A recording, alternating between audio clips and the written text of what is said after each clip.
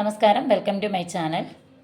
ഇതിന് തൊട്ട് മുമ്പ് ഞാൻ ഒരു ബ്ലാക്ക് ആൻഡ് വൈറ്റ് ചുരിദാർ മെറ്റീരിയലിൻ്റെ വീഡിയോ ഇട്ടിരുന്നു. അതിൽ നിന്ന് ഒരു മെറ്റീരിയൽ ഒരു കസ്റ്റമർ സെലക്ട് ചെയ്തിട്ടുണ്ട്. അതുപയോഗിച്ച് അവർക്കൊരു കോട്ട് സെറ്റ് സ്റ്റിച്ച് ചെയ്ത് കൊടുക്കാനാണ് പറഞ്ഞിരിക്കുന്നത്.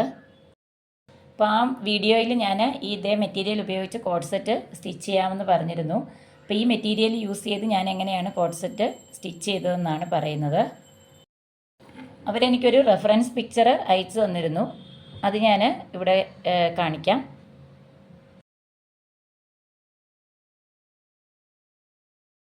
സിമ്പിളായിട്ട് ഈ ഒരു മോഡലിൽ ഇത് സ്റ്റിച്ച് ചെയ്തെടുക്കാനാണ് പറഞ്ഞിരിക്കുന്നത്. അപ്പോൾ അതിനുവേണ്ടി ഞാൻ എന്താണ് ചെയ്തതെന്ന് പറയാം.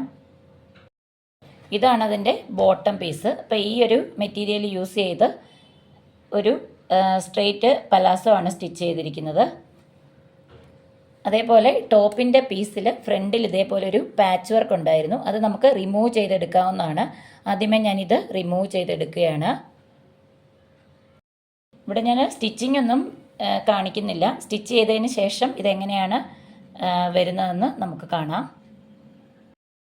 കോട്ട് സെറ്റ് സ്റ്റിച്ച് ചെയ്ത് പൂർത്തിയായിട്ടുണ്ട്. ഇതിൻ്റെ ഫൈനൽ ലുക്ക് ഇങ്ങനെയാണ് വരുന്നത്. നെക്ക് റെഫറൻസിൽ തന്നിരിക്കുന്ന പോലെയാണ് ചെയ്തിരിക്കുന്നത്.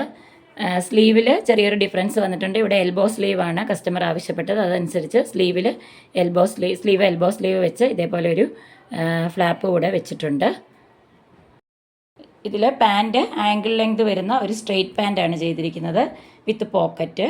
അതേപോലെ ടോപ്പ് ഒരു 30 ഇഞ്ച് ലെങ്ത് ടോപ്പിന് കൊടുത്തിട്ടുള്ളൂ. വിത്തൗട്ട് ലൈനിങ്ങിലാണ് ചെയ്തെടുത്തിരിക്കുന്നത്. ചുരിദാർ മെറ്റീരിയൽ യൂസ് ചെയ്ത് നമുക്ക് ഇതേപോലെ സിമ്പിളായിട്ട് ചെയ്തെടുക്കാവുന്നതേ ഉള്ളൂ.